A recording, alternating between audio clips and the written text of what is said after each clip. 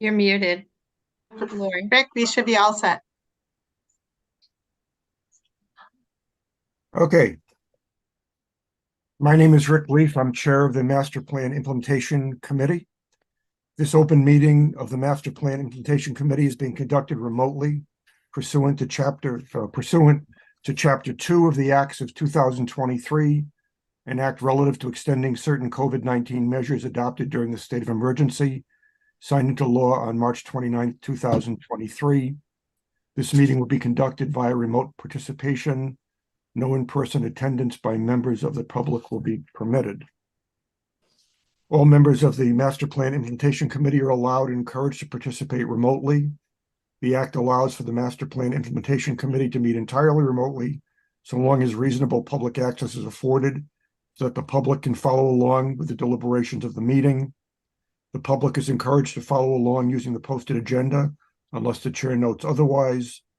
Members of the public who wish to view the live stream of this meeting may do so by going to Northborough Remote Meetings on YouTube via the link listed on the agenda. Ensuring public access does not ensure public participation. Unless the participation is required by law, this meeting will not feature public comment. I'll now take attendance. When I call your name, say here or I'm alive or grunt or something. Get my handy list here. Julianne Hirsch. Here. Amy Paretsky. Here.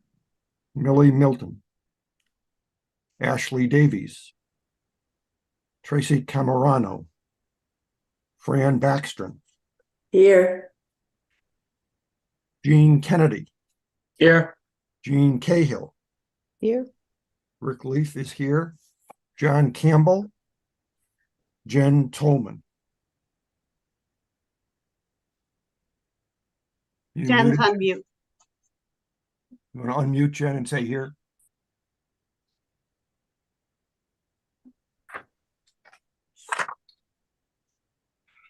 Jen, can you unmute and verify your attendance?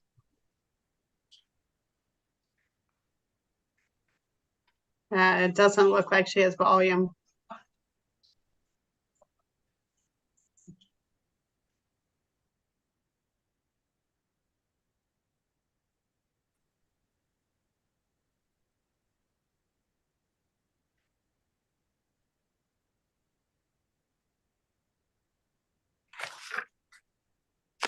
Jen, are you there? Can you hear us? We can't hear you.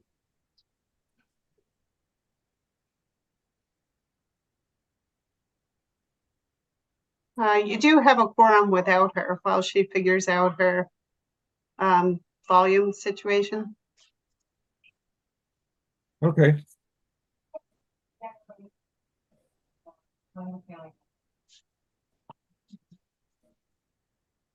So first item on the agenda is to discuss the November 9th, 2023 draft of the Downtown Revitalization Plan and Executive Summary.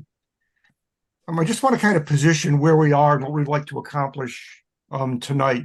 We've got a lot of emails today with further updates to the plan and some questions about, do we need to approve it tonight or don't we need to approve it tonight? But let me just kind of position where we are and just see if we can get some concurrence around where we're going from here. There's no particular need to approve it tonight, but we would like to move the plan forward and be able to schedule a presentation at the select board at this point sooner than later. And also, give the consultants, Weston and Sampson, will attend the presentation to the select board and help to present the plan and answer questions. And they're pretty much at the end of their engagement with us. And so we want to sort of finish up our relationship with them if we can.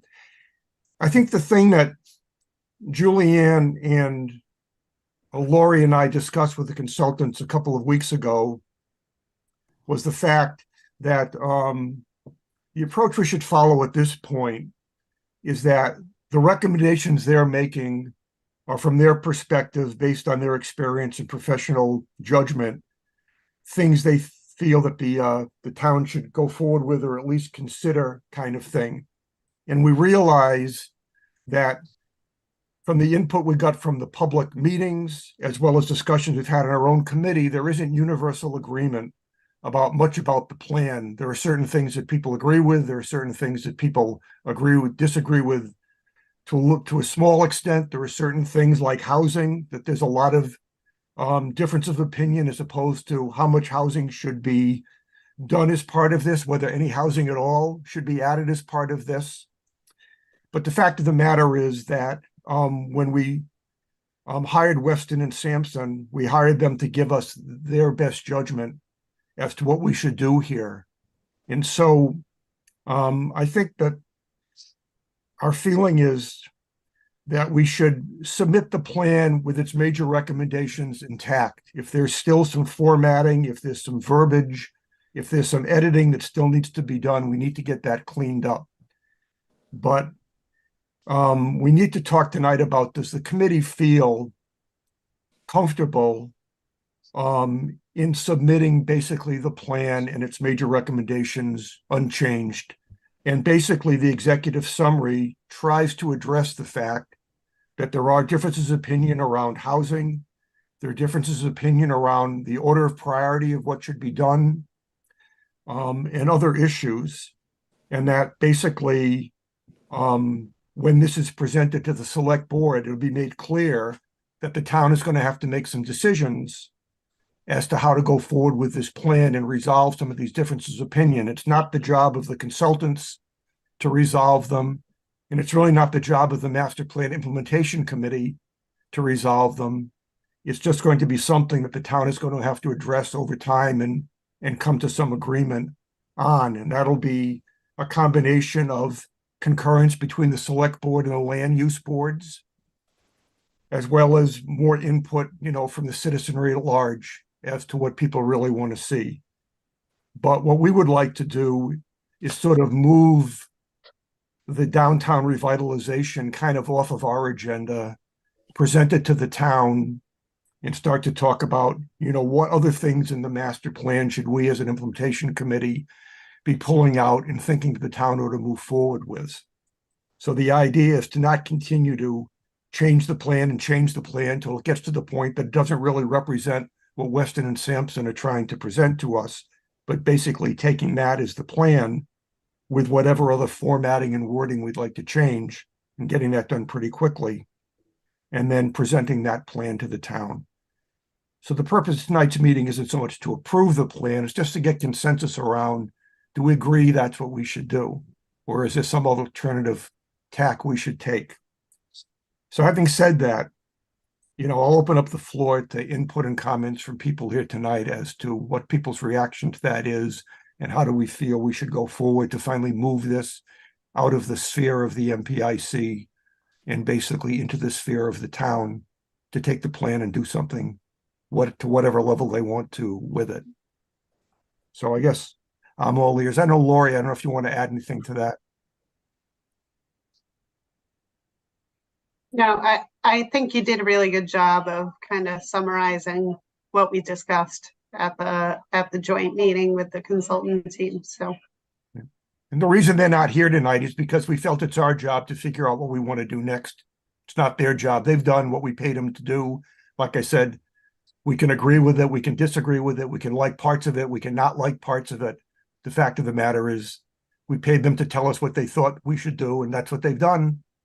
And so we just didn't decide as a town how we're going to go forward with this.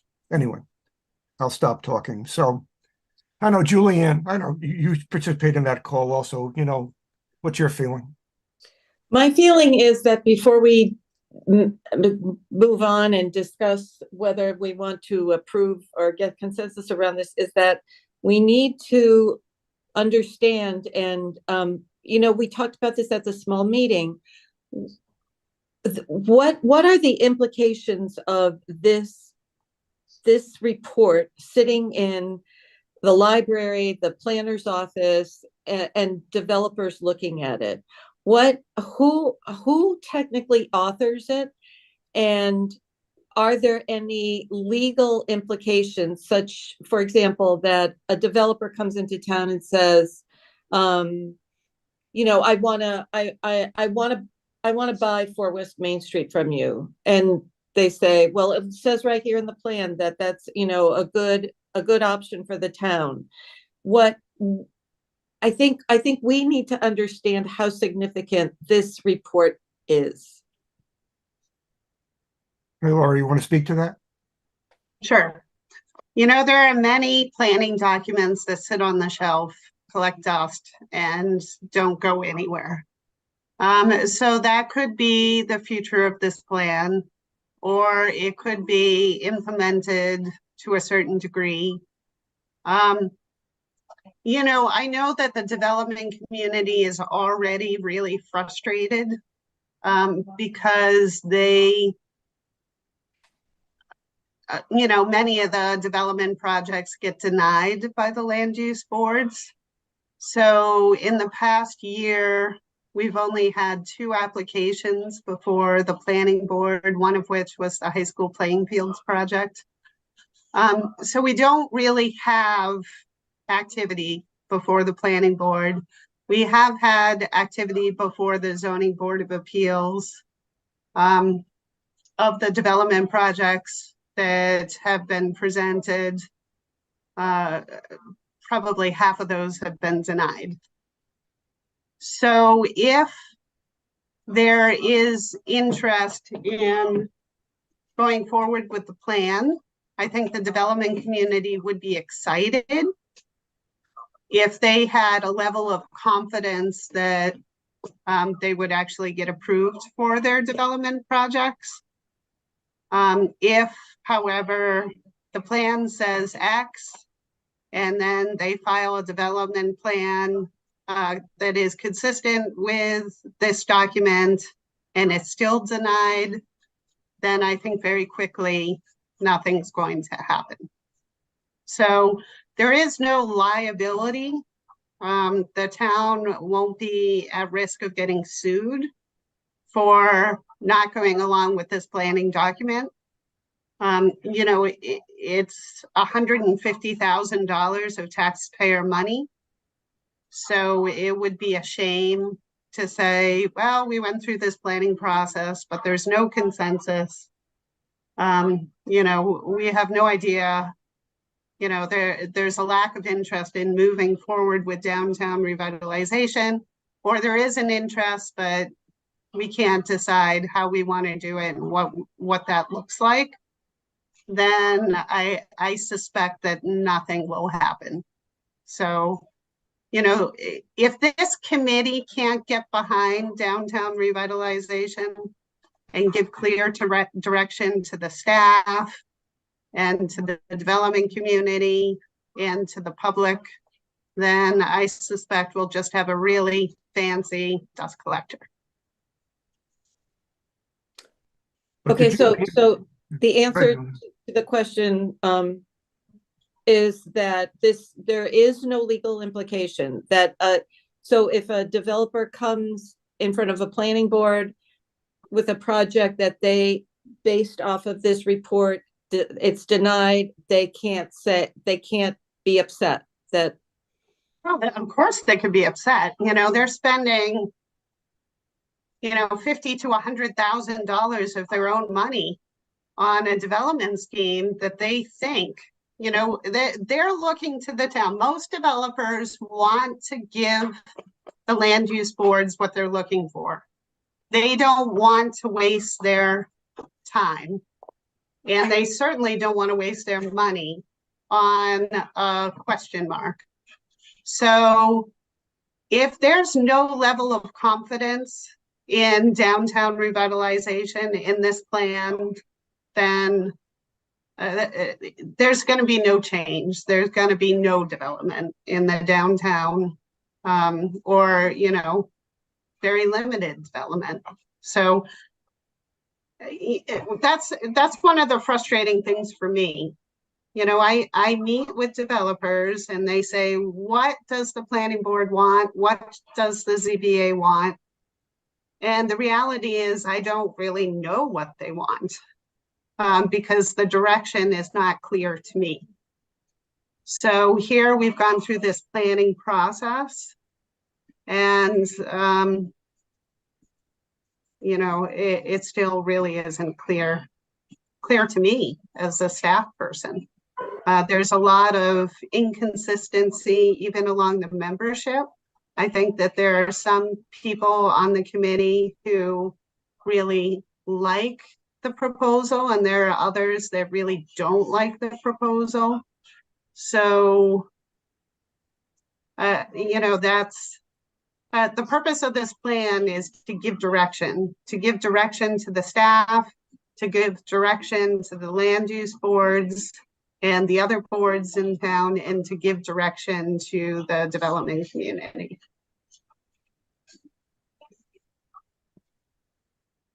You want to follow up on that, Julie? I mean, is that satisfactory at this point? Sorry?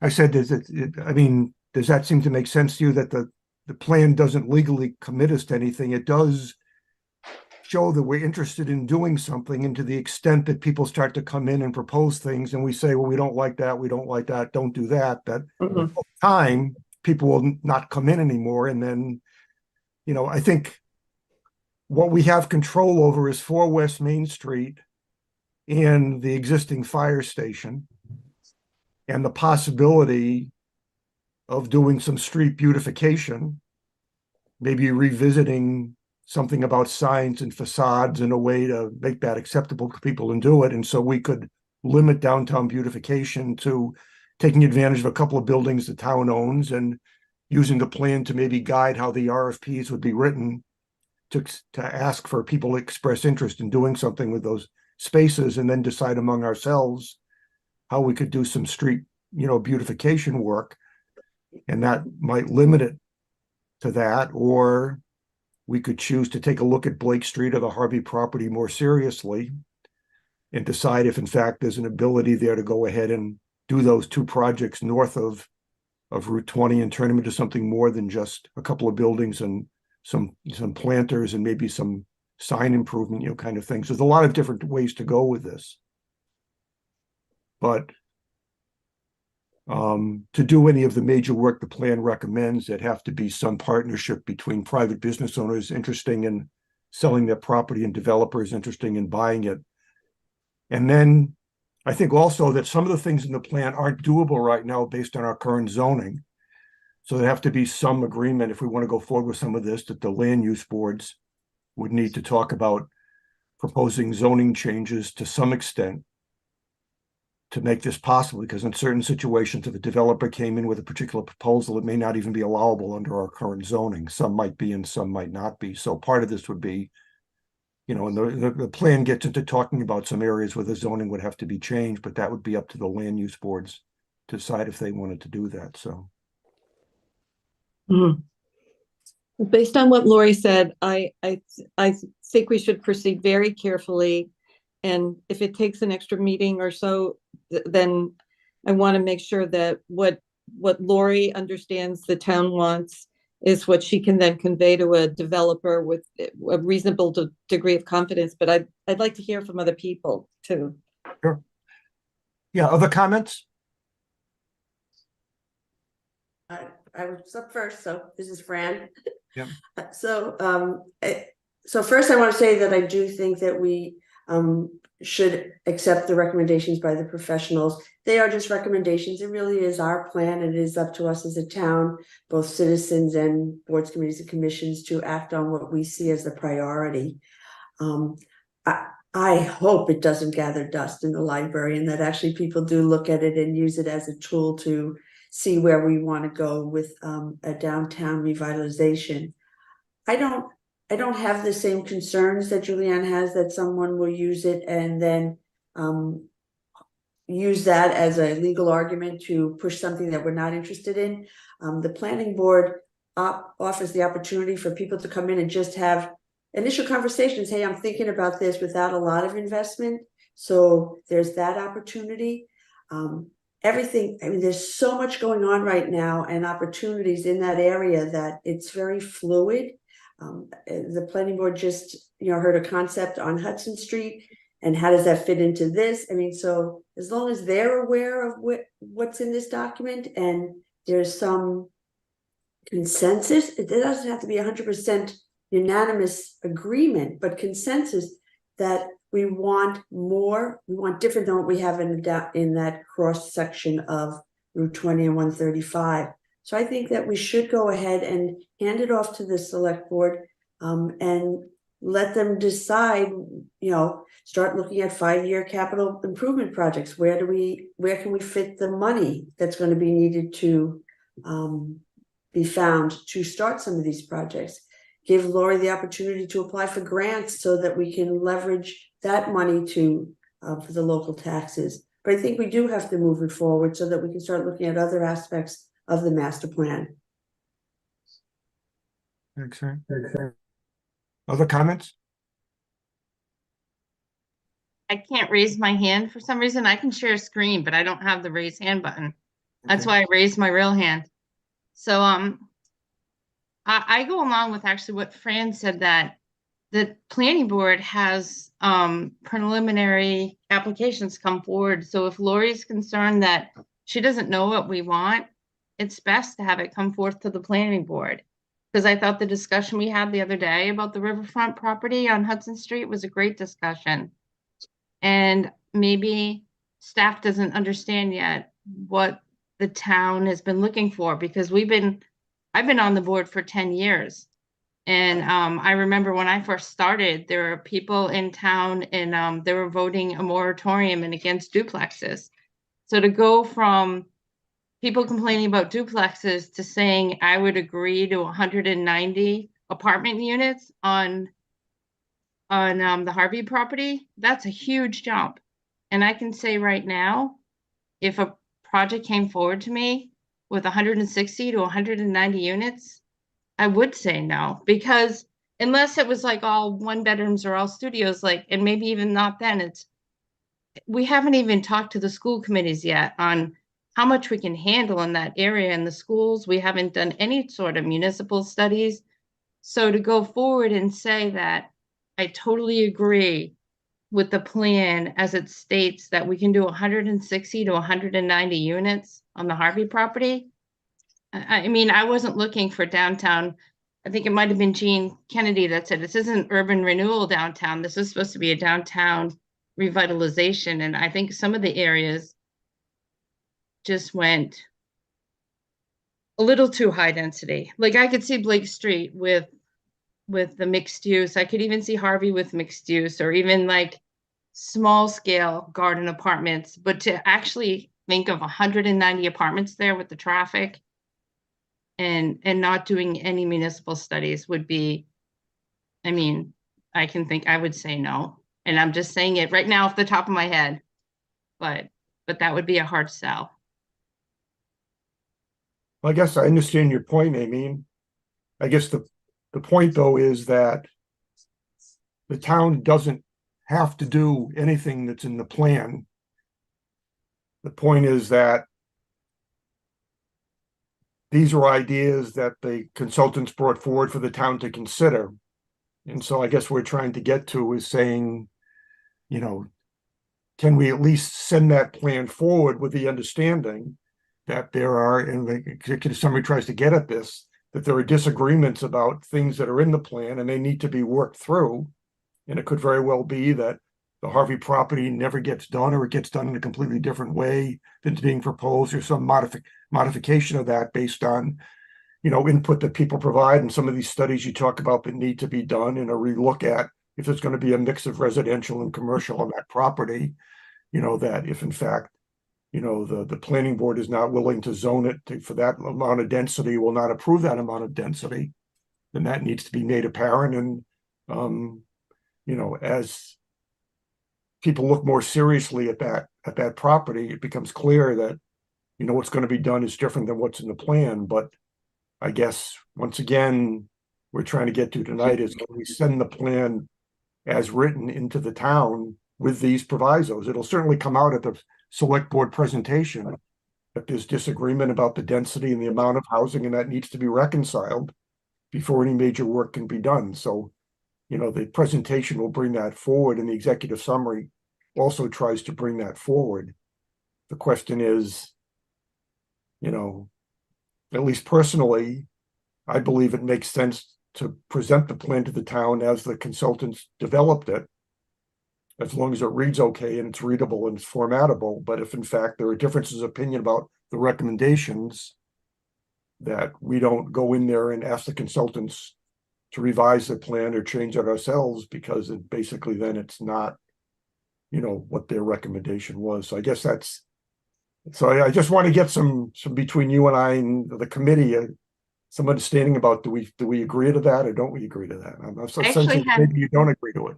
I had some changes with the executive summary too. And like before, when I had questions about the master plan, I met with you and Fran as chair and vice chair, and we talked through them. Yep. And since you and Lori wrote the executive summary, I just have some questions that might be too much to go over tonight because I know everybody wants to talk. But I'd like to just ask you maybe offline some of the questions. Sure.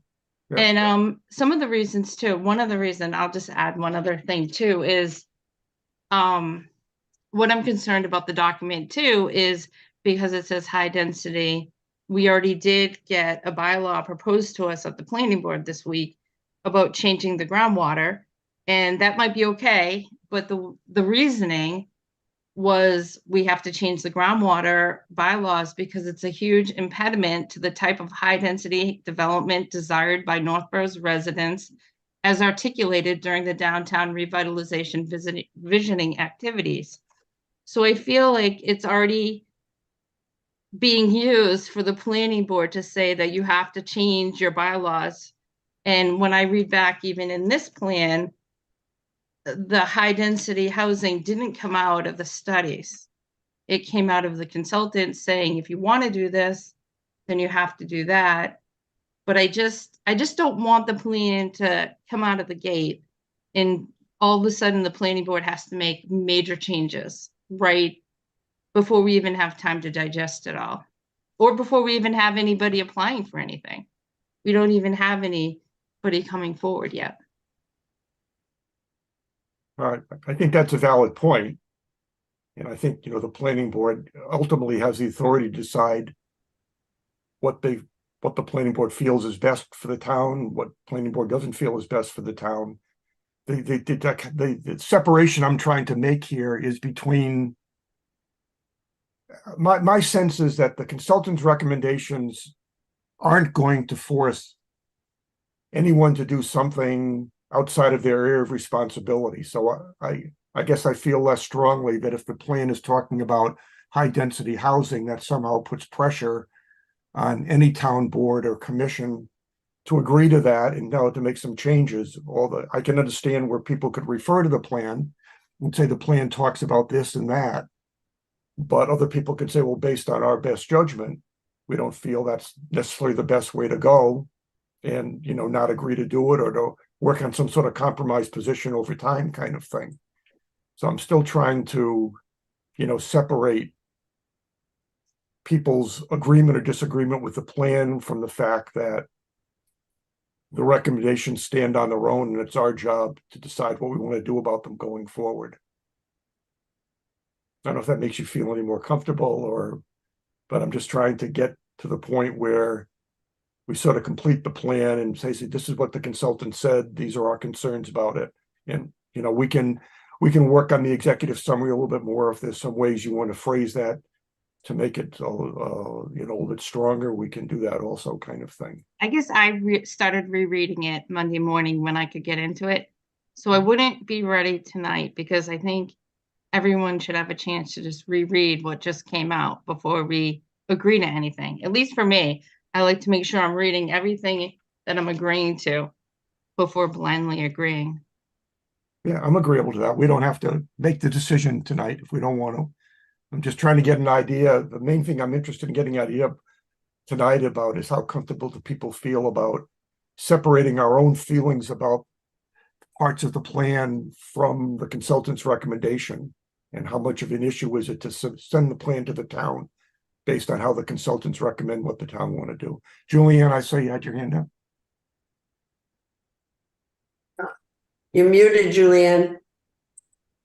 Thank you, thank you. So I'm a little confused because I'm hearing something different that you're asking for, Rick, as opposed to what Lori's asking for. Lori says that she needs to know what we what we can get our heads around to support. And I think you're asking us to say, we're just signing off on what the consultants are recommending, not lending our full support to what they wrote.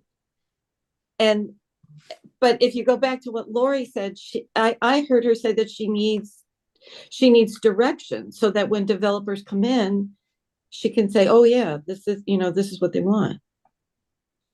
Well, I guess the executive summary was trying to be the approach to raise red flags that there isn't consensus yet around all the recommendations in the plan, that there are parts of the plan where there is disagreements as to what should be done and how it should be done. And what we're trying to do is to move the decision-making as to how to resolve those from the master plan implementation committee into the town, let the town put a process together to work through what they actually want to do, saying, this is what the consultant said. The executive summary is indicating that around things like housing, around the priority of what gets done when, around this New Englandy look and feel, what does that mean? How is that defined? That those things really need to get resolved before a lot of significant revitalization can be done. The executive summary also talks about the fact, as we said, that there is the opportunity to deal with 4 West Main Street and the existing fire station and some street beautification as a sort of a concept unto itself, which kind of avoids most of these issues. It doesn't provide a significant revitalization of the downtown, but it opens up some opportunity for improvement. Lori, you have your hand up? I see that Millie's had her hands up a lot longer than me, so I am going to pass the baton to Millie. Okay, Millie, go ahead. But Lori, if you have anything to rebut what's been said, go ahead and do that to make it timely and consistent. Okay, well, I did want to comment on something that Amy said about the groundwater. So in 2009, the town went through a significant zoning bylaw update. And as part of that update, I rezoned or created new zoning districts for the downtown. So those are the downtown business, the MSR, and the downtown neighborhood district. And those minimum lot sizes are 4,000 square feet, 10,000 square feet, and 15,000 square feet. However, almost the entire extent of those districts are located within the groundwater protection overlay district. And so instead of any of those parcels reaching those minimum lot sizes, the minimum lot sizes are 20,000 square feet and 40,000 square feet, which are huge. So that's 1 acre minimum lot size and half an acre minimum lot size in the downtown. So there is no way you can possibly get to the minimum lot size that was adopted by the town of Northborough in 2009 of 4,000 square feet. It's impossible because there are no parcels that are located outside of the groundwater protection area that enable you to get to that size. So the groundwater protection overlay area 3, which covers the vast majority of the downtown, is not regulated by almost any Massachusetts communities. Those are not aquifer recharge area. I mean, they're aquifer recharge areas, but they're not wellhead recharge areas. So those areas are the zone the area 1 and the area 2. So all of the downtown is served by public water and public sewer. So the mandatory upsize in the minimum lot size that was envisioned by the groundwater protection area is for septic systems. But none of the downtown area, unless they, are isolated lots that chose not to hook into the sewer system, none of those downtown lots are reliant upon a septic system. So there really is no need for those very large lot sizes. So one of my proposals to the planning board for the Springtown meeting is to eliminate the mandatory upsize to 20,000 square feet in area 3. So that would enable the town to have developments on the lot sizes that are currently in place for downtown business, downtown neighborhood, and the MSR district. So I just wanted to clarify that. So that's what the people adopted in 2009. I don't think anybody understood at that time that it was impossible to get to those lot sizes. Okay. Millie? So I tend to agree with, this is a very overall comprehensive plan. And I think they put out a lot of information to give us the options to eventually decide what we want to do and what we think works best for our town. There is the ability to modify the plan or do it in pieces. And I think to Lori's point, that zoning would be a big piece of how we go forward. A consistency in design and how things look in our town. We want a quaint New England town, but we also want a vibrant downtown. And they just need to be balanced. And I think it's ultimately, through the planning board, through zoning, and through design, and through consistency of what we want for a look is how we're going to get there. I think moving it forward is the next step that we should consider taking. There's a big difference between revitalization and renewal. And I think we begin to sort of tease those out as we get further along. Thanks, Millie. Mm-hmm. Fran? Thank you. So actually, Millie just said most of what I was going to say. I just want to make sure, Rick, what you're saying is we're not the deciders. Our role is to pass the baton to the deciders, the planning board and the select board, so that they can determine which aspect of this plan the town wants to move forward on, right? When you say the town has to decide, they're the deciders as to how we move forward, right? Our role on the implementation is to pass it over to them. And that's what you're asking us to do tonight. That's correct, yes. Okay, thank you. Basically, as a committee, we said that the most important thing in the master plan we wanted to work on first was downtown revitalization. Our next decision was to hire a consulting company to do a specific plan for the downtown. We got approval to do that. We talked about having a subset of this committee manage that process. The committee was uncomfortable doing that. The entire committee wanted to be part of that process, which is what we've done. The consulting company has completed basically their work, except for some final edits to the text. And we need to get to the point of deciding how and when we turn this plan over to the town. And tonight's meeting is the first step, hopefully one of the final steps in deciding how to do that. Jean Cahill, I see your hand is up. Yeah, so I'm considering the opposition to the housing emphasis. And just looking back to the survey results, question 9, which is on page 13 of 19 in the appendix, it was asking what types of development and services do you feel downtown needs? More of, less of, or the same amount of?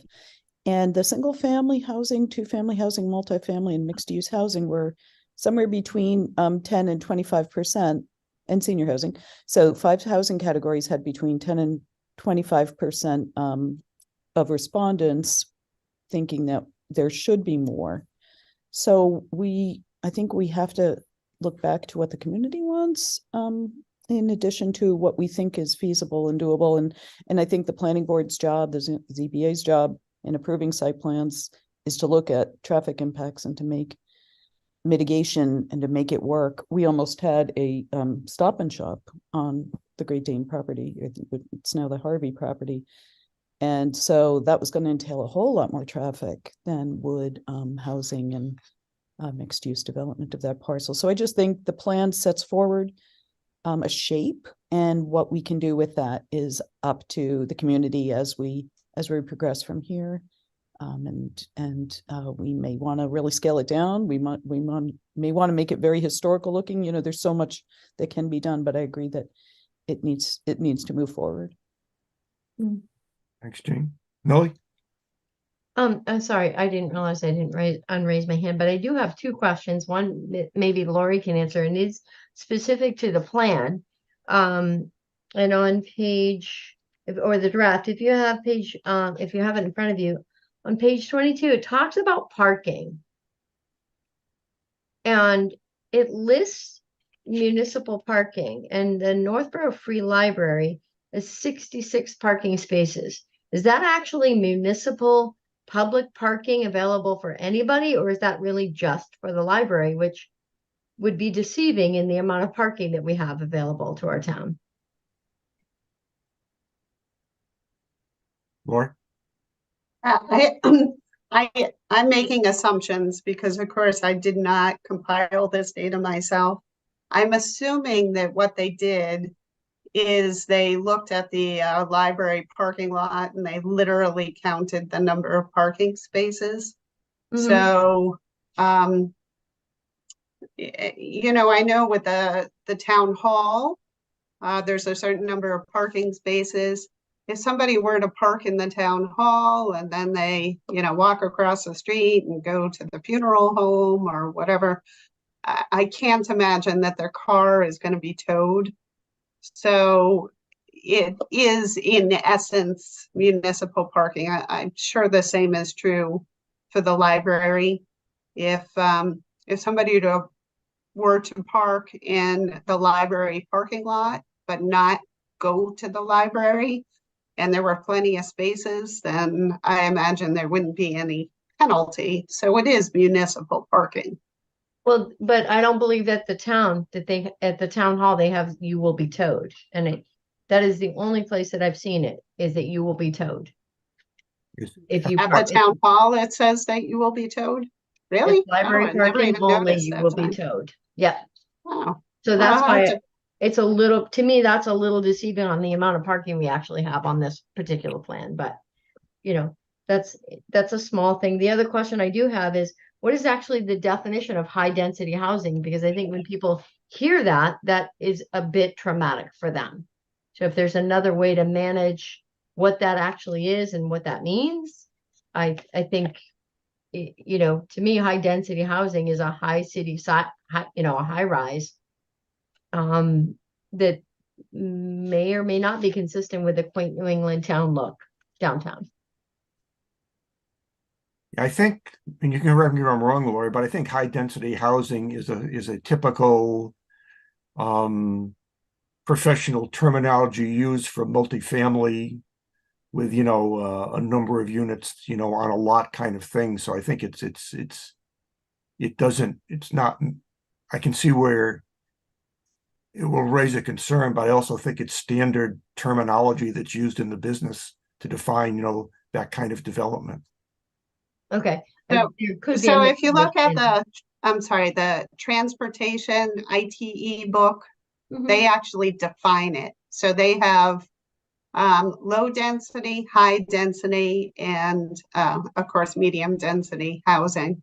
Now, of course, I don't have that book with me right now, so I can't tell you what it is, but I could find that out and get back to you. Yeah, I think it would be a good piece of information to have for people, so that when they see something, different terms, they say, well, we can change it from maybe high density housing to medium density housing. And that might be more or less reactive, but just those are my couple few points that I was kind of interested in clearing up. Gene Kennedy, haven't heard from you tonight. What are your comments? Well, I have a few. Any plan sort of rises and falls on how good it is, for one thing. How reasonable the recommendations are, how far-reaching they are, and how well it coincides with the aspirations and the needs of the people who the plan was done for. Now, when we began the discussion with the consultant, I remember a very specific conversation where several of us mentioned that the park that they proposed adjacent to the old town hall, where parking is currently available, and where that land is adjacent to a railroad yard, is not really the proper place for a park. Maybe people need to park to go into the building. And I never saw that change over the 3 or 4 months. What I did see change, and to their benefit, there was additional text added as we raised issues with them to explain their proposal, not to change their proposal, but to explain it. And if you read it closely, it's sort of a backpedal. You know, at one point, they're accusing the town of having, parking requirements that really maybe are too strict or something. But I got the sense from that meeting and that discussion that they really weren't going to change much, and they really haven't. The 3 scenarios are pretty much, in the end, what they were in the beginning, regardless of what we raised as objections. So be it. So I would agree, it's definitely time to move on. What it does is something that I feared was left us sort of holding the bag. When you have table 6.3 that summarizes the scenarios and has 50% less parking than is required, that to me is an unreasonable plan. It's not something that you could really adopt. It's certainly not something you could go to the planning board and try to justify. Now, I understand that you can modify your parking requirements for downtowns to take away some of the parking requirement to encourage certain uses that you want. So that's fine. But for them to have that as their final recommendation, to me, it means it's definitely time to move on. I looked at the resumes of the staff before the study began, and I said to myself, it looks like there's a few too many landscape architects on that project team. And let's look at the plan now, and what do we have? We have an overabundance of graphics. So I can just see a large part of that budget went to these graphics and these scenarios. We have less analysis of our zoning and less examples of what other communities have done, and less examples of how our zoning could be modified to meet what they want, what they're proposing, than I would have liked. So we have what we have. I think the executive summary is good. It's bordering on an apology for the consultants, and I think that can have a negative connotation. So I'd almost want to maybe neutralize it a bit more, because you don't want to just essentially throw the consultants under the bus, because that's really no resolution to this. I think we have to just, I think the executive summary in general is pretty good. I think we just have to read it, maybe edit it a bit more. Where do we go from here? Well, we have the good fortune of having 4 properties downtown that are ripe for revitalization. And I think the town should focus on those in the short term, in the immediate next several years. During that time, a whole evaluation of the recommendations, the building program, and how it doesn't meet our zoning requirements, what has to be done in zoning to make it work, discussion by the land use boards on whether any of those densities are acceptable or not, can certainly, answer those questions. But that can take place while we focus on the 4 parcels that can really set the stage for revitalization. And I include in that the new fire station that's going to be on Route 20. We've had some discussion about the look and feel of Northborough, what we want design-wise. That will be an integral piece of architecture that can set the stage and maybe set the example for what else happens in the future downtown. And I would say let's focus on what we can do, analyze the things that are good in the plan, move on with what makes sense. I think the recommendations that they have, again, I would have liked to have seen them spend more time developing those recommendations in Chapter 7 and less time, spilling out 3D renderings of parks and playgrounds and things. But I think, and the other thing, as a landscape architectural firm, you would have thought they would have jumped on the fact that we have a town park on Route 20 and integrate that or make that the focal point of the revitalization efforts. But we had to remind them to put it in the report. So I think landscaping improvements as short-term infrastructure improvements are certainly something else that we could look at. But I definitely agree with everybody that it's time to move on. When you say 4 properties, 4 West Main Street, the existing fire station, you talk about the new fire station. What's the 4th property? The old fire station that sits on Church Street. My understanding is there's supposed to be something happening with the old fire station, the Ellsworth property, and the RT Furniture property that faces on Route 20. So that I would consider that the 4th property that is at that stage of redevelopment that it can add value to downtown. Right, be a little different in that that's all going to be privately owned, so there has to be some negotiation with the property owner as to participation in some sort of cooperative manner with everything else being done. So the only difference there is that's all privately owned. The other 3 parcels are publicly owned. Right. Yeah, okay. All right, thanks, Gene. Jen, haven't heard from you. Any comments? Have you been able to connect so we can hear you?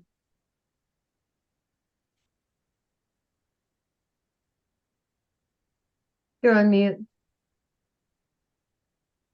And you're on mute.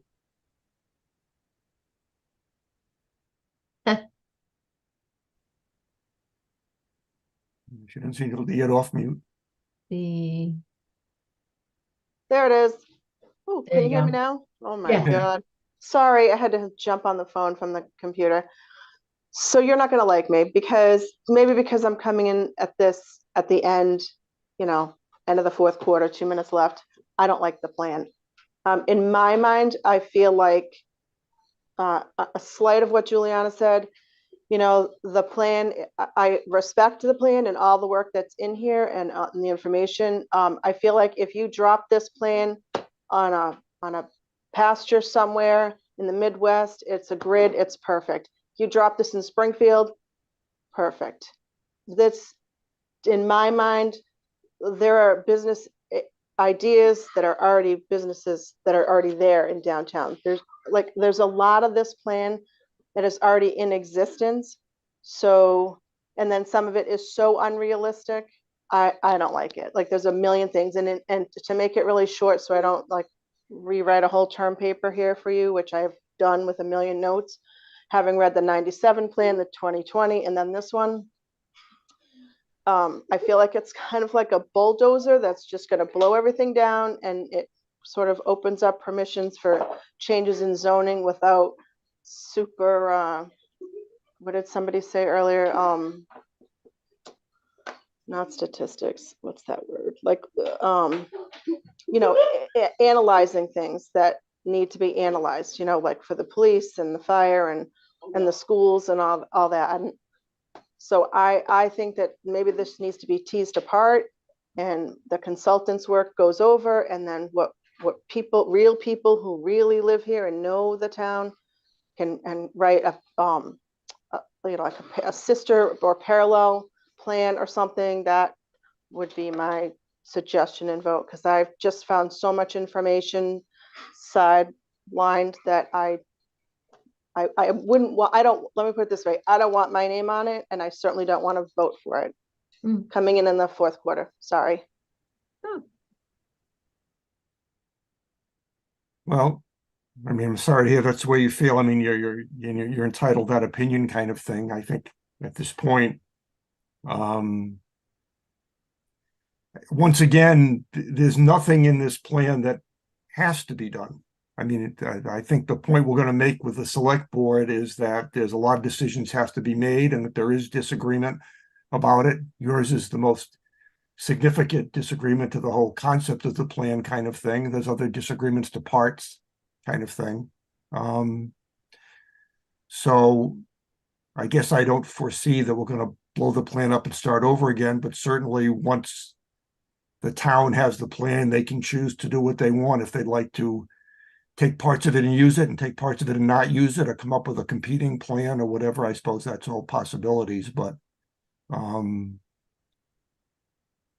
think that we are going to have to take the plan we have at this point and send it forward, and we'll try and do the best we can in presenting of the plan to say that there's not consensus. We're hoping that at least within our own committee here, that we can agree that the plan, if nothing else, represents the opinion of the people who developed it, and that we're going to have to work through the disagreements.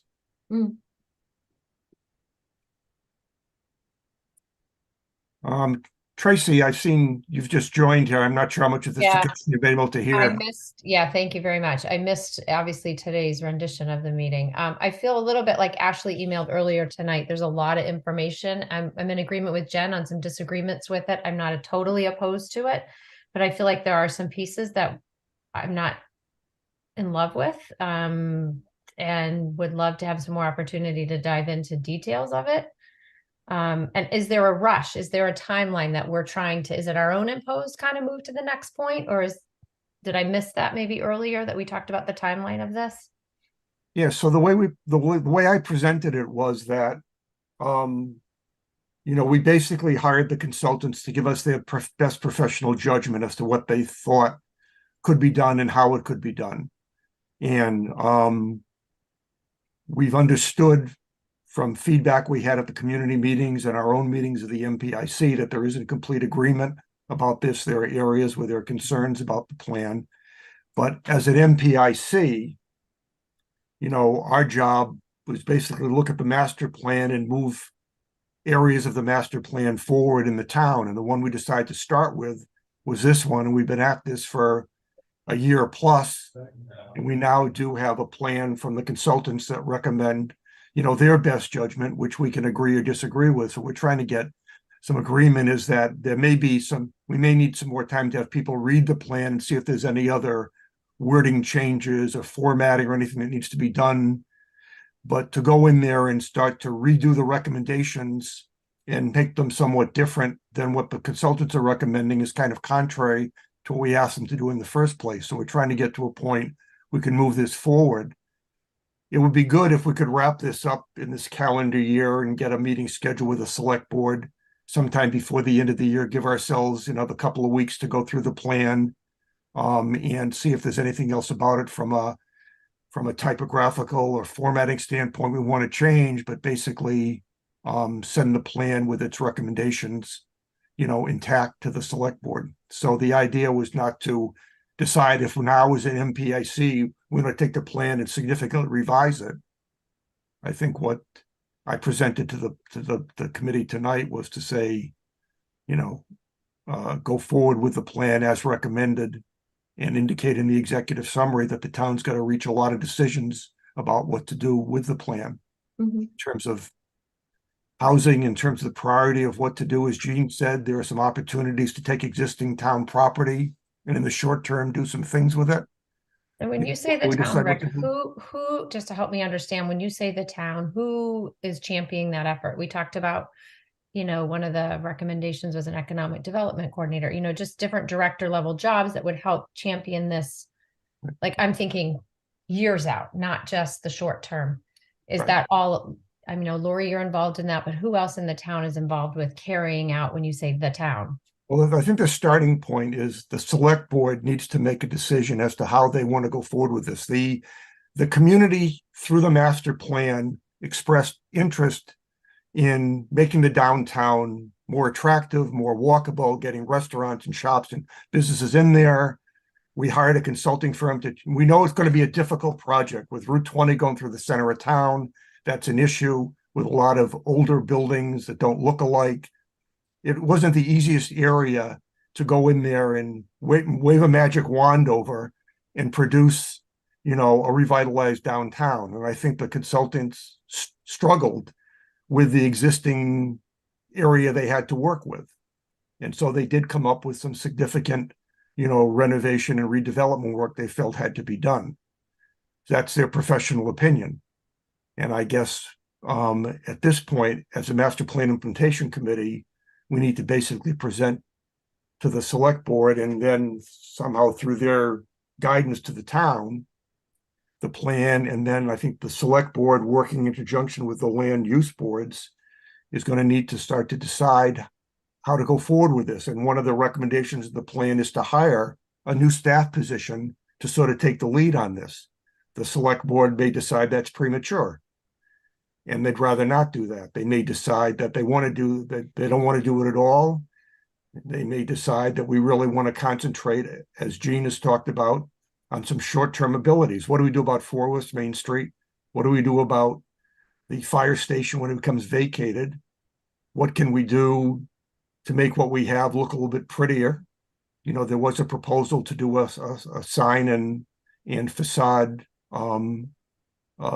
project there that, for a number of reasons didn't meet the approval of select board, so be it.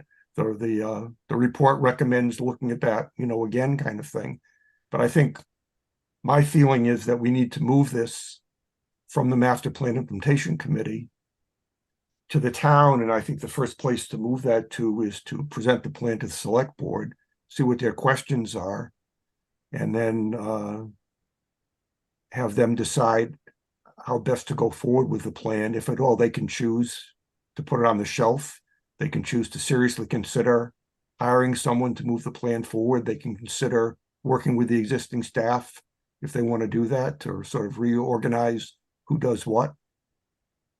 Like I said, they could choose to decide how in the short term to deal with some of the property the town already owns. I think Jean raised a good point that as long as the new fire station is going to be built, the look and feel of that fire station should conform somewhat to what people think the downtown ought to look like. Although right now it's not exactly clear in detail exactly what that that's means. part of my question is who's doing that? Like, and maybe Lori, you're in the offices and on staff, because we had, the property that came up, I don't remember the address, but where the old barbecue place is, and that whole design build didn't really fit the design that we've been talking about Northborough wanting.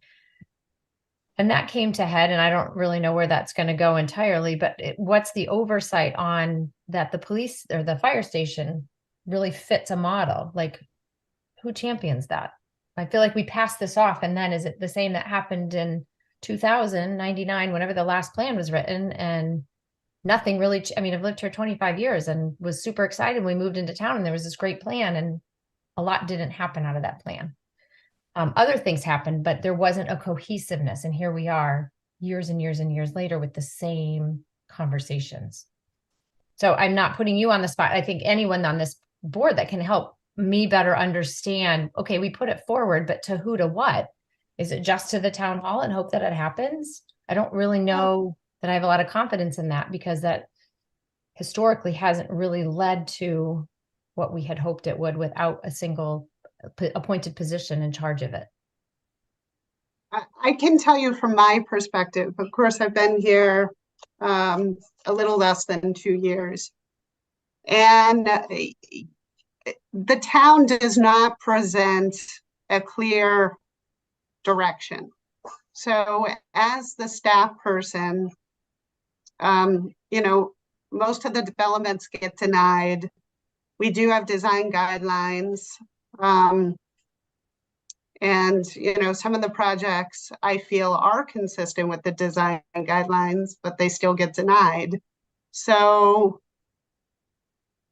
you know, in a circumstance where there's no clear direction, then nothing happens. So, you know,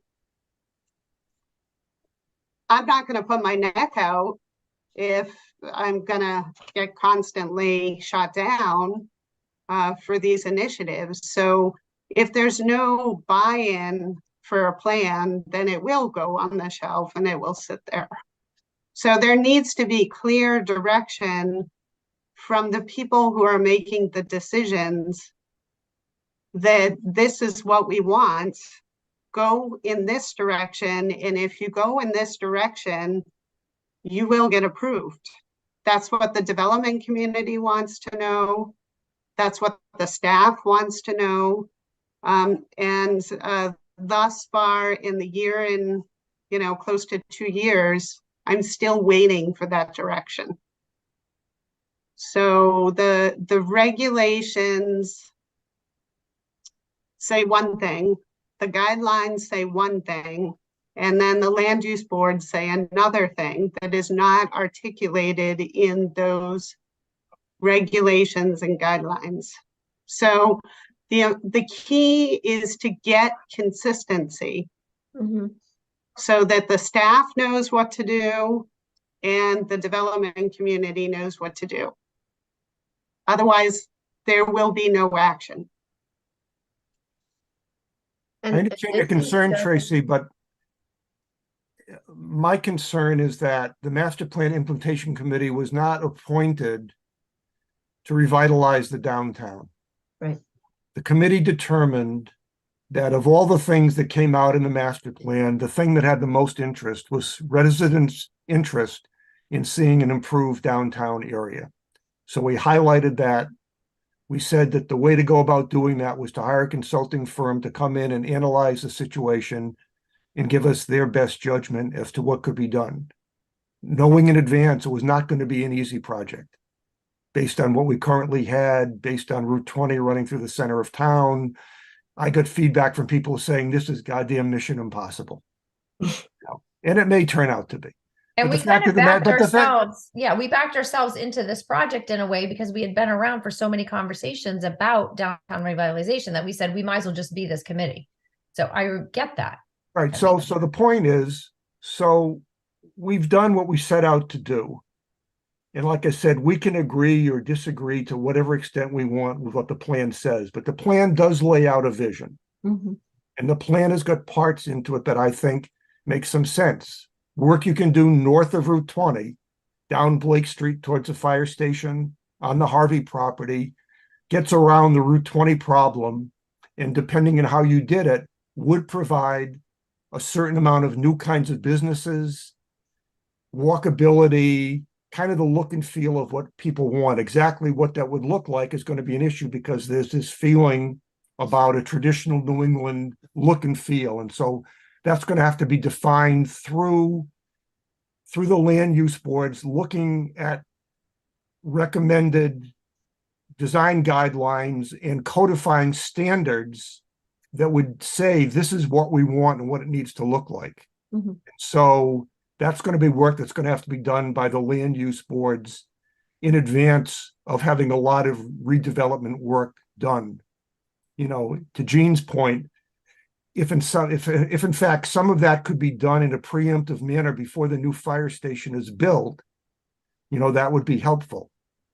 It could very well be the new fire station gets built before this is all designed, and we end up with something that doesn't fit. But the point of the matter is, it's not the master plan implementations committee job at this point. I think the next step, it's the job of the select board to decide how aggressively they want to move on this. For example, they could decide to hire a staff person whose job it is to come in here and take charge of this and start to work with the other staff people in the select board and business owners and developers and start to move this forward. Whether the select board wants to do that or not, it's their call. The select board could decide to appoint a citizens committee, a downtown revitalization citizens committee. That is the next step that takes these issues and starts to feed back, you know, some more specific information about this. That may not be quite as effective and efficient as a staff position, but it's something else that could be done. But I think we have to move it in the next step to the select board for their consideration, and we can provide some advice and we can answer questions. We can have the consultant come in for that meeting and sort of put some more context around why they recommended what they recommended. But I think the message we have to leave with the select board is that the town needs to decide how much of an effort it's going to put into moving this thing forward, and how do you do that? And then I think we need to go back and pull the master plan and see what else is in there that was important that we need to bring forward also for the town's consideration, because for the past year plus, we've really ignored the balance of the master plan kind of thing. Yeah. I don't know if that provides any clarity, but I think that's what I'm No, thinking. it's fine. Yeah, it's just points to make too, that I think without that direction with the town, it just feels like we're passing it off to this a little bit of an abyss, like who's going to really own it and take it, and the variability of that. But I understand that. I mean, to be fair to the consultant, I mean, they didn't really have that much to work with. You know, this is not Hudson, this is not Marlborough, this is not Westborough. The land area associated with the three scenarios, and one of them is sort of down the street and not really downtown. That land area is not very much. And to a certain extent, if they tried to provide the parking requirement for their buildings, you know, they'd never be able to do that and have any landscaping or anything. So we have a small downtown, we have a small downtown revitalization effort. If in 2 or 3 years, we can see fully occupied old town hall, fire station, old fire station, and the new fire station, those 4 elements alone, to me, I would consider a victory. And let's move on. If we can also do something like improve landscaping, the pedestrian environment, the walking areas, and over a period of time, take a good hard look at some of the inconsistencies in zoning that Laurie mentioned, and come up with some clear guidance on what we want in terms of density and housing type, then that too would be progress. So, you know, I think we can be a little bit more optimistic. You know, no plan gets fully executed. You know, you get the most reasonable, the best parts are going to rise to the top. You're going to try to implement them and point to them as a success. And I think we have that opportunity by virtue of the municipally owned property that we currently have, that's right at that point where revitalization is the next logical step. This is what I'd recommend we do.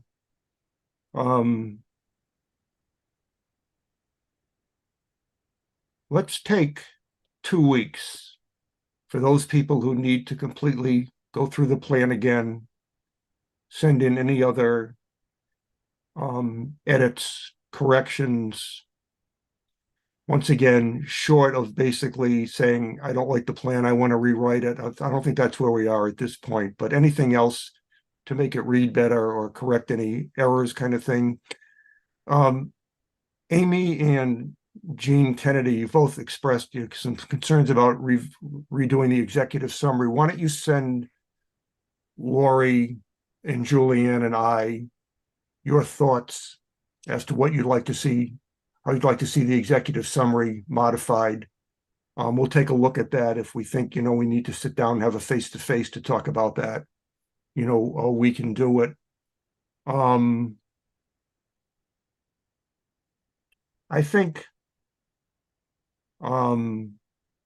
if we can have the consultants, complete a revision to the plan with these, wording and formatting changes or whatever, in the next couple of weeks, I would like to see if Lori couldn't work with the select board to see what their schedule looks like and see if we can't get on their agenda, if not before the end of the year, first thing, next year kind of thing. And just keep moving this forward. And we'll have to talk about how we do that meeting. Is it basically the consultants and Julianne Julianne will be sort of providing two different roles at that meeting. The Lori and I go before there. Do we do a joint meeting of the committee? I'm not sure if that's the most efficient way to do it. I think that based on the other meetings we've had in the meeting tonight, we understand there's not agreement around all of this. It goes anywhere from some minor disagreements to, opinions expressed tonight that I don't like the plan at all, kind of thing. But the fact of the matter is, it's the plan we've got, but we'll be open at the presentation that the executive summary will try and highlight the fact that there's work that needs to be done going forward before anything happens. And that, as Jean has mentioned, there is an alternative in the short term, to look at existing property and move forward with that.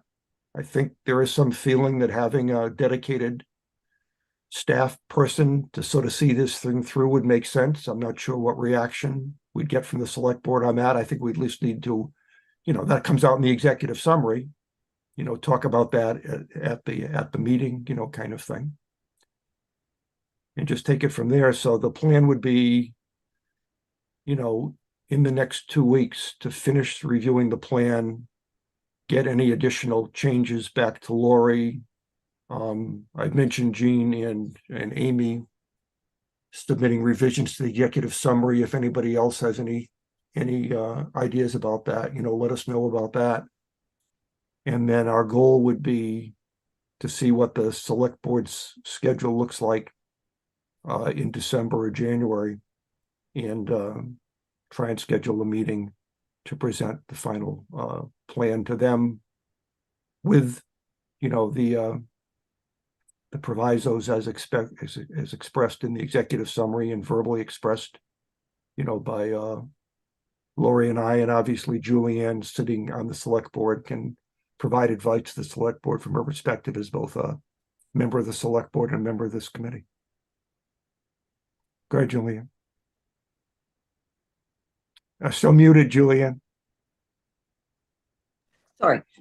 Could we, as a group, if we're going to meet in a couple of weeks and once or twice more before the selectmen, could we come to some agreement as the MPIC saying these are the things that we really do have consensus around? And Jean mentioned things like streetscape and coming up with design guidelines so that when the fire station is built, it looks like a New England building. I mean, I think that there's some simple things that we all do agree on, the short-term things of, like making sure there's sidewalk connectivity and planters and trees and anything we can do with landscaping that's it within our jurisdiction right now. That's in our capability. A lot of the other stuff is dependent on developers if they ever, want to do something. So in a final report to the select board, if we could really emphasize those short-term goals that I do think that there is agreement behind, and correct me if I'm wrong. I don't know, is there any, yeah, I understand that, if I had my druthers, I would like to see Blake Street figured out as kind of an overall plan. I think the Blake Street has got a lot of potential. It's right in the middle of downtown. It's north of Route 20. It's got the town hall at the front of it. It's got the fire station at the back of it. It's got the ability to do something with that street state. So, I agree that we could go ahead and do some of these short-term things. I think we'd just be missing an opportunity if we didn't try and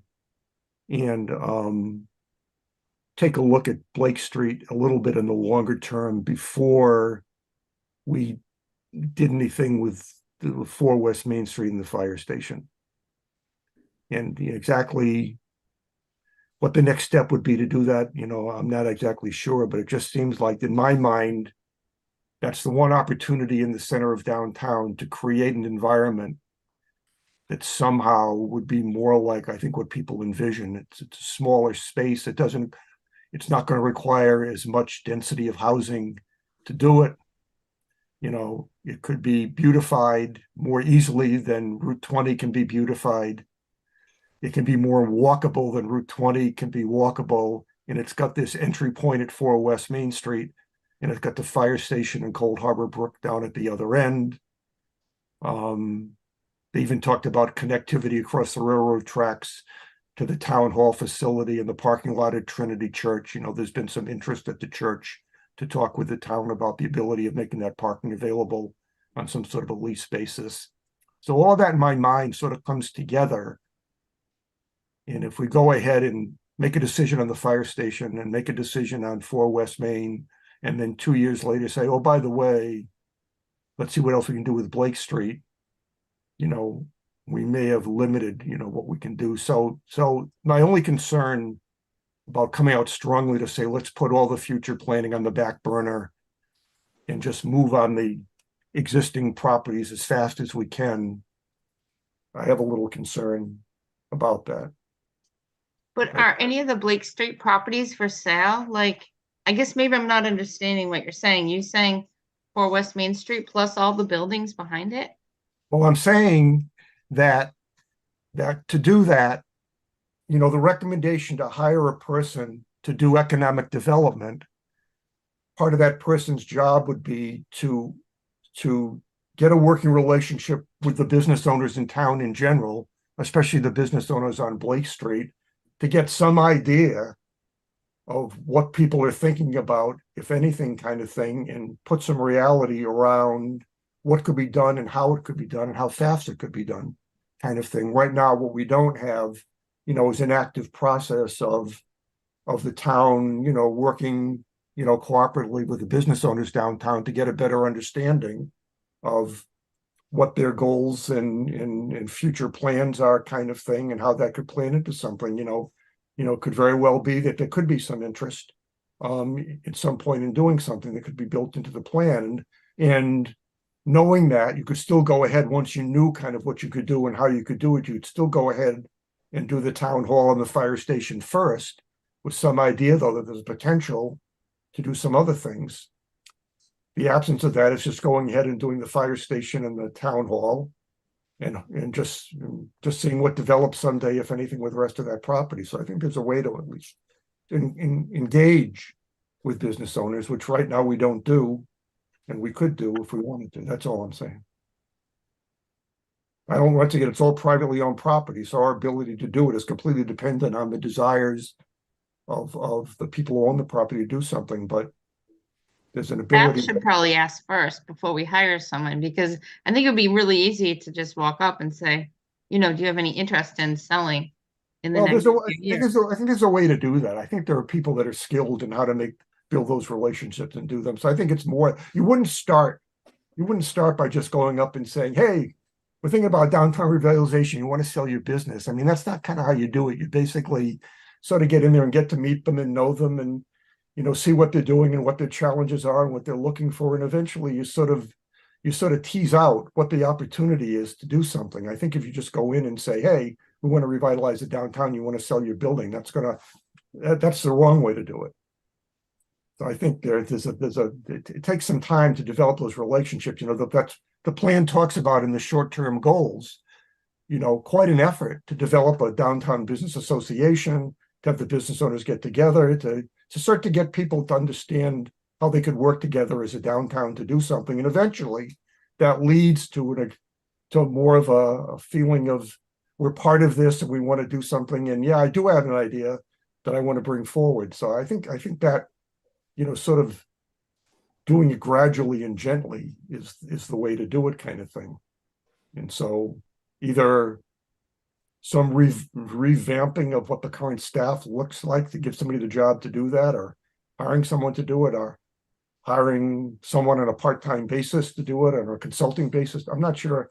I'm kind of spitting on myself now, but I guess there's a process and a procedure you go through to do this. And I think other towns that have been successful at this kind of developed those things first, and then everything kind of fell into place over time. That's all I'm saying. So an economic development committee, probably. Yeah, committee. Ideally headed up by an economic development coordinator and staff who would sort of, just like Lori does with the land use boards, this person would do that with the economic development committee. So Rick, I think then what Julianne is asking, and makes sense, is before the consultants present to the select board, that within this executive summary, we highlight the things that there is consensus on, but then the emphasis through your presentation and involvement is an economic development staff person with or without the support of a committee is something that we all agree on. We all agree that sidewalks need to be addressed. We all agree that the streetscape needs to be improved. We don't have to agree on all the big things in the same way, but I think what I thought she was asking for is just some points that can be given to the select board, that these are the things that we have, consensus on, and then let them figure out the hard stuff. Sorry, Julianne. Yeah, I understand that. We can certainly emphasize that. Like I said, I'm being a little bit philosophical here. I just think that there could be a lost opportunity if we do that to the exclusion of any kind of longer term planning as to what we might be able to do. Same thing with the Harvey property. If in fact we don't want to build a lot of residential down there, people would absolutely love the overall landscape plan for that property, to put the trails in there and to do the walk along the river. I mean, the fact of the matter is, the town could figure out how much it would cost, probably with some community preservation money for open space preservation, to go in there and purchase the Harvey property as a piece of municipal land, and turn it into a park and maybe develop, some sort of commercial down there without any housing at all. Right, but for us to hand this, I think the consultants are clear that to get a private developer to come in there and do the Harvey property, part of the incentive to do that would be a certain amount of residential building, and there would be a certain amount of attraction around people living there that'd be closer to the center of town. So I kind of understand the philosophy behind that. Another approach would be the town to say, why don't we present at a town meeting that for X million dollars, some of which could be set aside with community preservation money, we propose to buy it and take the plan the consultants gave us and do the park part and not do the residential part, or do the park with right, something. but what you're asking, Rick, every time you say the town, I go back to Julianne is asking for, similar to what Lori asked for, is some guidance from us as to what she can say we are in support of. And unless you and Julianne want to come up with a list that we can take a vote on at our next meeting, I mean, I can tell you what I would like, but then we're gonna go right back to spin around to what Jen said, you know? So I think she's looking for some, you know, the top 10 list, you know, the greatest hits, or, you know, 100%. Absolutely. I don't think there's anyone on this committee that doesn't think an economic development staff person is key to anything other than dust collecting on this thing. Right? So you can showcase that. You can showcase the things that we agree on. Yes, but go ahead and you know, take a vote on, what do you think about Harvey? What do you think about this? And then you go to the select board and say, well, you know, 7 out of 13 or 7 out of 12 said yes to this, but 5 did not. Well, why did the 5 not do it? Then you go down a rabbit hole. We want to present this in the most positive light and then drop it in their laps. And as the representatives of the town, they decide how we're going to move forward on it. Otherwise, we're just going to keep talking about the things that we want to do. And it really is going to end up just being a piece of, you know, a paperweight, which would be heartbreaking. Let's do this. In this 2-week period, when you send into Lori,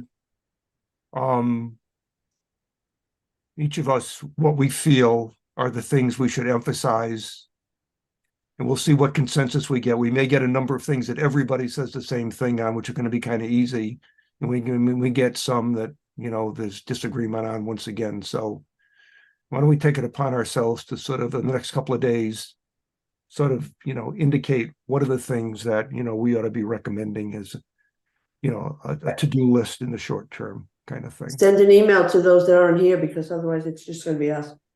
I wonder if we could kind of flip that around, and everybody who's here can email to me the 6 top things that they're in favor of.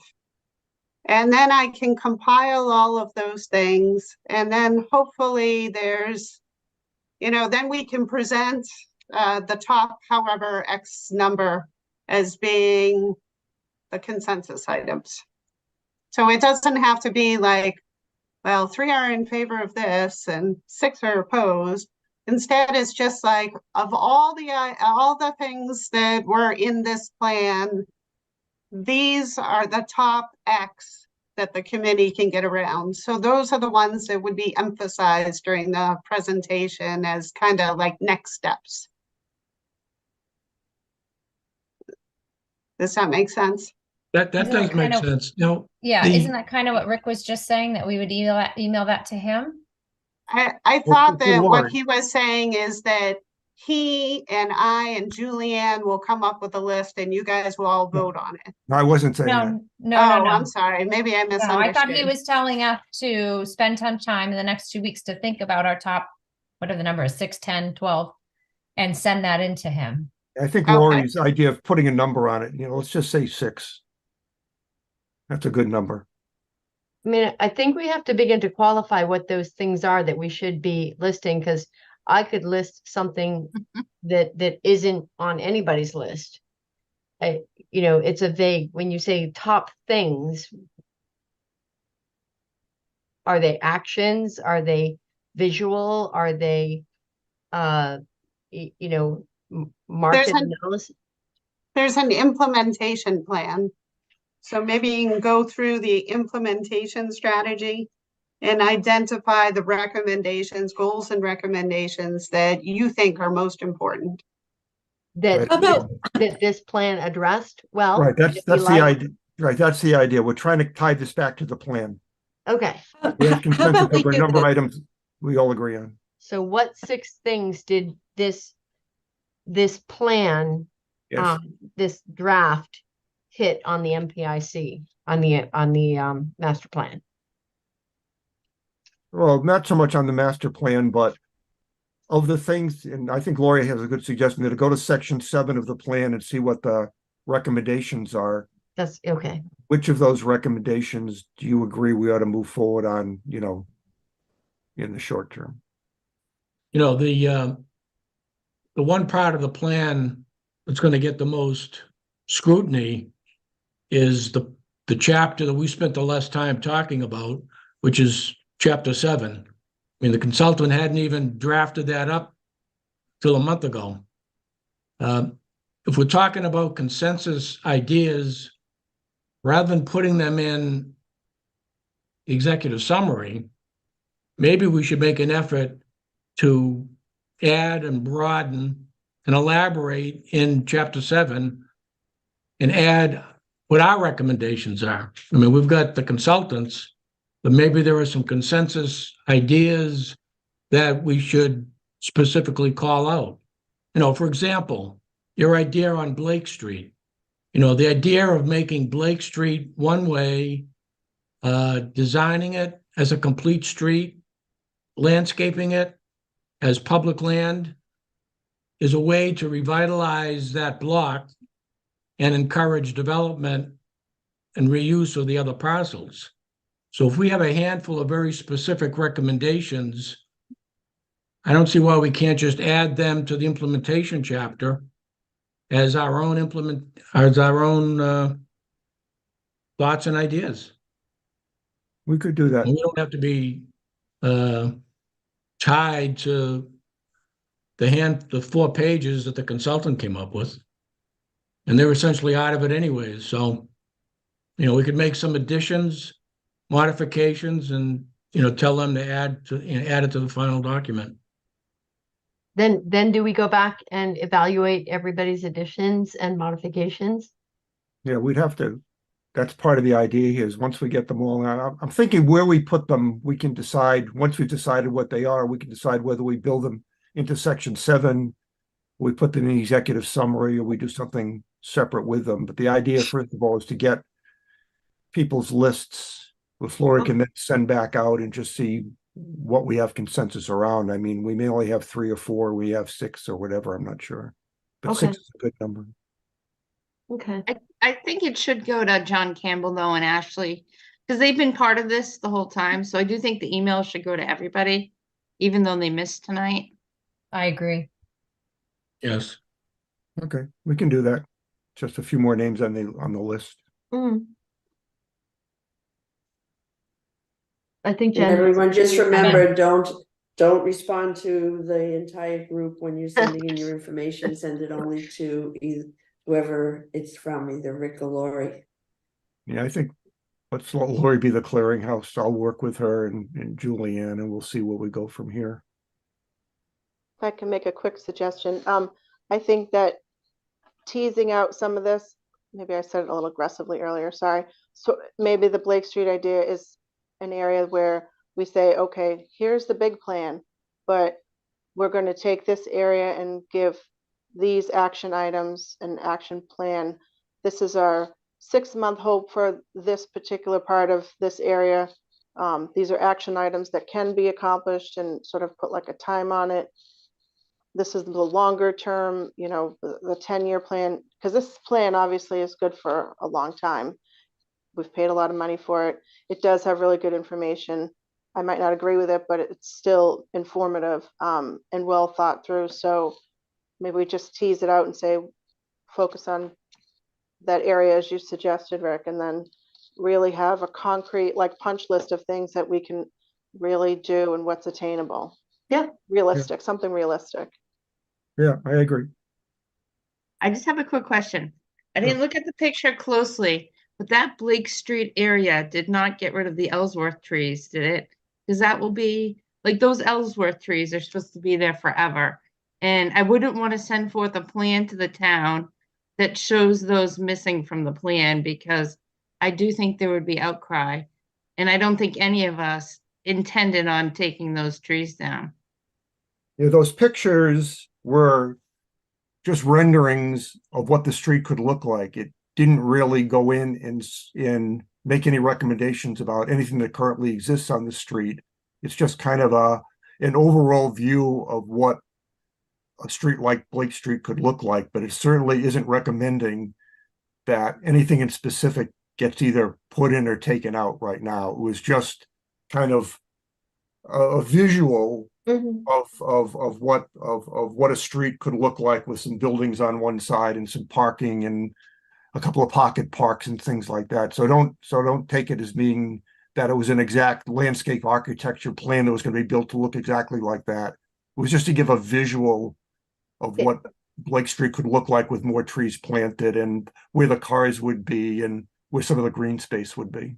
And once again, as Jean brought up, you know, the green space next to the railroad tracks may not be the greatest idea in the world, or it might be, or some of the green space interspersed in between the buildings back there, who knows? But it was more of just a general visual, not to say exactly how it was going to be built out.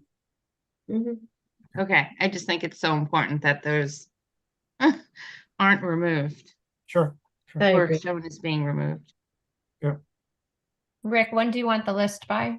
Or Well, let's Lori? talk about that. I know Lori and I, like I said, maybe we were a little bit aggressive here. We were trying to move this to a point to try and get before the select board, you know, fairly soon. But I don't know, Lori, I'm sensing that we need to do a little bit more work here. We might have to put that off. So I would say a couple of things. And then we have to figure out a date for another meeting here, which is going to get tricky coming up around the holidays kind of thing. I would say we ought to try and get our suggestions back to Lori no later than the end of next week about our top priority items. You know, the top 6 that Lori talked about. We ought to get that done, you know, in the next week or so. And to read through. Rick, I wonder if we should give, because next week is Thanksgiving. Thanksgiving. So maybe we should give at least till maybe the 28th. So that'll give people the weekend and then another couple of days. Because I know a lot of people go away for Thanksgiving, and I'm sure they're not going to want to be reading this plan. I agree. So, okay, so let's say, let me get my calendar out here for a second. Like maybe November 28th or 29th. I think 29th is reasonable. Okay, so we're going to say, and Lori, you can get an email out to the group to remind them and include everybody else. If the 29th, we'd like to get people's priority list back as to what are the things that we want to basically say the committee agrees to, that these are priority items coming out of the plan that the select board is seriously consider moving forward with. And then, so we're on the 16th of December right now. So could we say any further revisions to the plan as far as formatting of typographical errors or things like that, we could get back to Lori by December 1st, but we're going to push that out to December 8th. People feel they could read through the plan again and get any final changes. Once again, the changes would not be revising the recommendations, only, you know, any questions or wording or formatting, things like that. Could either shoot for the 1st of December or the 8th of December to do that. And then obviously, to the extent there's any last revisions, that would have to be done by West and Sampson. So it's looking to me like our next scheduled time to meet, if we go for third Thursdays, would be December 21st. You know, if we could get everything done by December 1st, we could ask Weston and Sampson to turn those around in a week and try and meet on December 14th. But we could just wait until the 21st, and then hopefully at that point, I mean, Laura, you could start snooping around as to what the selectmen's agendas look like in the month of January. And shoot to get on a selectmen's meeting agenda. You know, this may have to be a separate meeting. I'm not sure. This may not fit in. This is going to take some time. So the select board may decide to want to set this up as a separate meeting, separate from their regularly scheduled meetings. I don't know. But let's go back to finishing the review of the document and final wording changes, edits. Do we think we could get that done for the 1st of December? Anybody not want to do that? Did anybody feel they want another week and go to the 8th of December? First is fine with me. Amy, do you think you could have all your stuff back in for the 1st?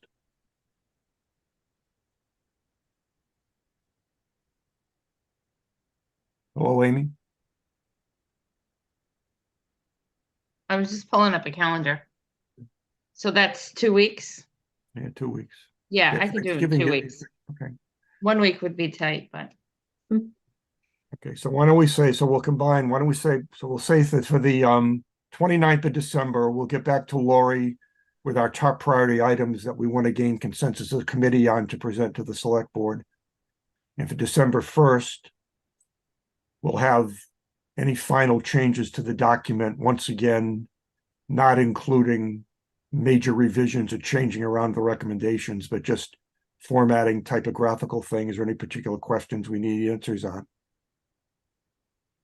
So then,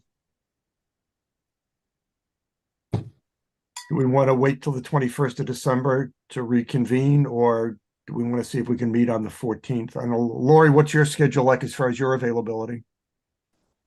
I can do either the 14th or the 21st.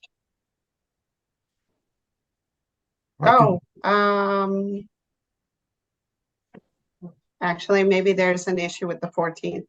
I'm just remembering. I believe I have a family obligation on the 14th, so the 21st would be better for me.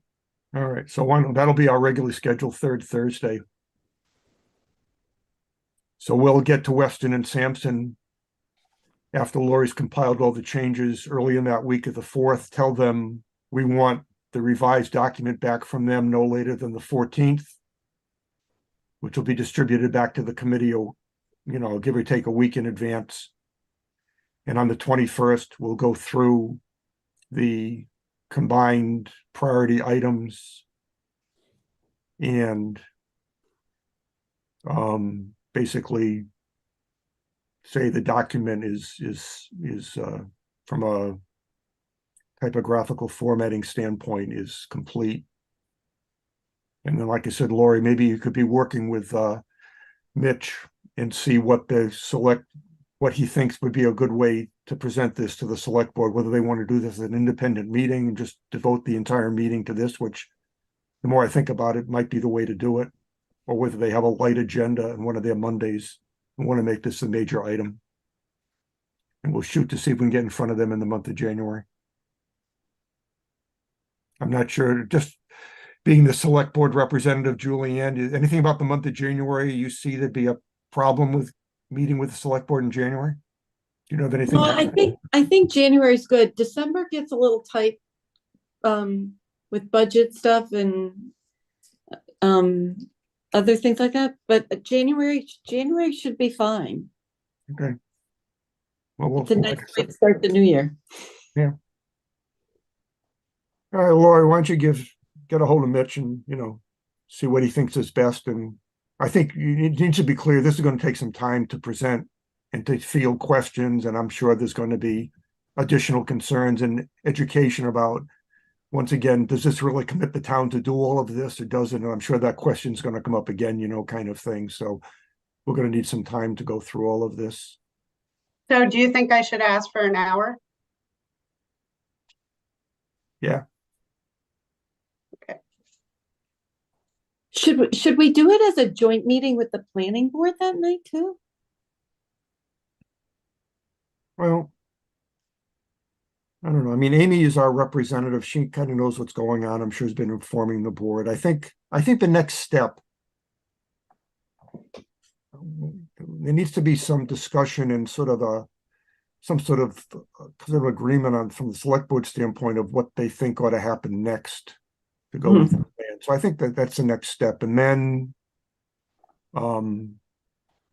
it may make sense, to have you and I and Lori go before the planning board with a presentation for the planning board's purposes, kind of thing, if they think that's necessary. But I think we should sort of concentrate on bringing this forward to the select board. The select board also may have some ideas about how to get the community more involved in understanding what's in here also. So. Okay, so November 29th. Priority list to Lori, December 1st, final edits to the plan. December 21st, next meeting of the committee. And then looking for a presentation of select board in the month of January.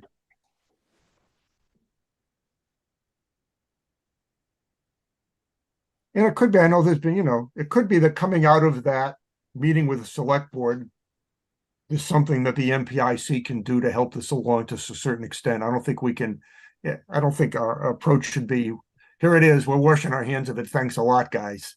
I mean, if there's some way we can be helpful, I think we can be helpful. But I also think we need to start, as we get into next year, to make sure everybody's got a copy of the most current version of the plan, start to read through it, and in one of our upcoming meetings, start to talk about what else in this plan was important that we need to be emphasizing and decide how we want to move it forward with the town. That's our job, is to make sure that the master plan itself eventually doesn't sit on a shelf, and really focusing on downtown revitalization for quite a while, but we really need to think about what else is in there that we want to focus on. So we need to sort of redirect our attention to that as we get into 2024.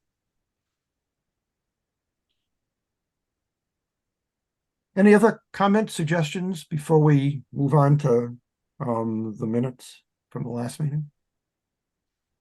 Thank you all for this discussion. I know this is not an easy subject, and we all have our own opinions, and it's not going to be, particularly smooth sailing going forward here, but I think we have an opportunity here to, move the town in some direction here as best we can. So.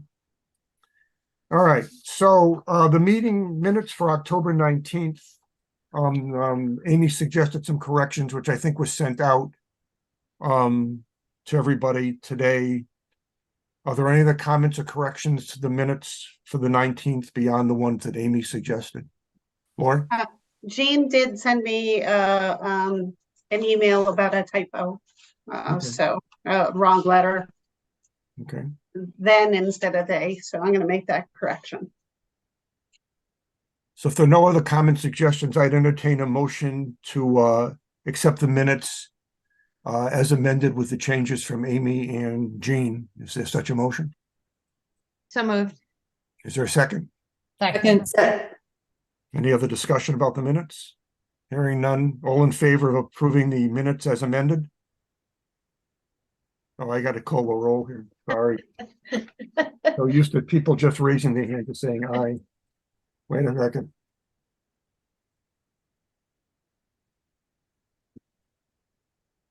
It's such an administrative nightmare. Okay, Julianne, Aye. Amy, Aye. Millie, Aye. Tracy, Aye. Fran, Aye. Jean Kennedy, Aye. Jean Cahill, Aye. Rick Leaf, aye. Jen Tolman. Aye. Okay, so that's unanimously approved. Is there any other business to come before this august group of people tonight, or have we all been beaten to death at this point? It's Hearing been none. fun. Hearing none, do I have a motion to adjourn? So moved. Is there a second? Second. Julianne, Aye. Amy, Aye. Millie, Aye. Tracy, Aye. Fran, Aye. Jean Kennedy, Aye. Jean Cahill, Aye. Rick says aye, and Jen. Aye. Once again, thanks for your time tonight. Get work back to Lori, and we'll meet again on the 21st. Thanks again, and happy Thanksgiving, everybody Happy else. Thanksgiving. Thanks. Night, everyone. Good Good Thanks, night. everybody. Good Thank night. you, Rick.